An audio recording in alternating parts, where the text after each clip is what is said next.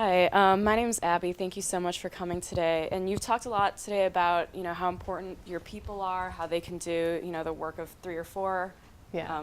of the average folk. Um, how is it that you choose these really exceptional people, and how can you separate them from other candidates, like during your recruiting process? The interview process. Um, well, we're pretty fortunate because we do cool stuff. So everybody wants to work for us. Or so many people come to us, and we generally have a big group to choose from. But I can tell, like by the time I shake your hand, often whether I'm going to hire you. It's just a feeling. Like one of the things Dave was talking about is culture. It's like you create a tribe and a culture in your company, and then hire people that are similar, and that's okay. Every business is different. Like when I was in college, I was director of operations for a company, and this business owner was a challenge to work with sometimes. And he used to say, it's like my bleeping company. If you don't like it, leave. And I was just like, okay, like aren't we here for the customer and for building the company? And he was right. It was his company, and he had a choice to create any environment that he wanted, no matter what the result.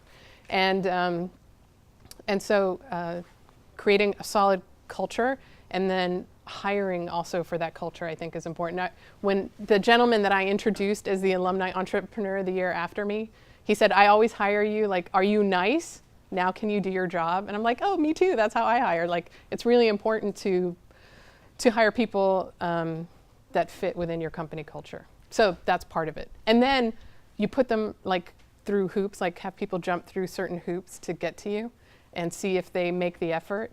And even just for a meeting or a coffee, I think it's like jump through the hoops. Like people will put little barriers for you and see how you do. And even like I was recruited to work at ILM. Like one of the things I can say is volunteer.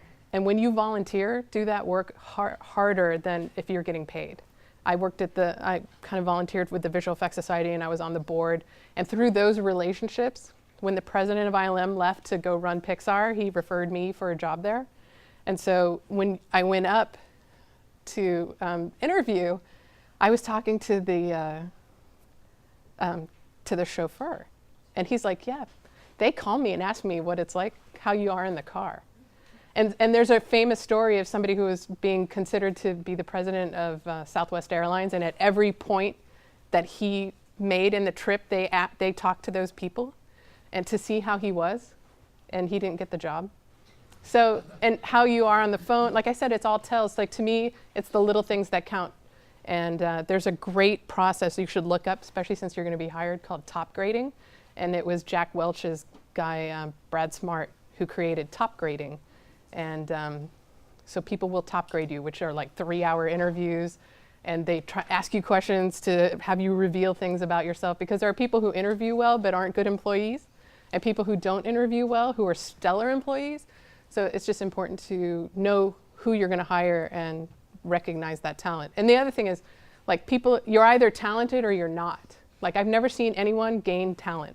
You can develop skills and learn methodologies, but I've never seen anyone become like a more talented artist. So that's something to note. And why I say you can't commoditize creativity. There are only so many people in the world who are really amazing artists or scientists or coders, and those are lucky people.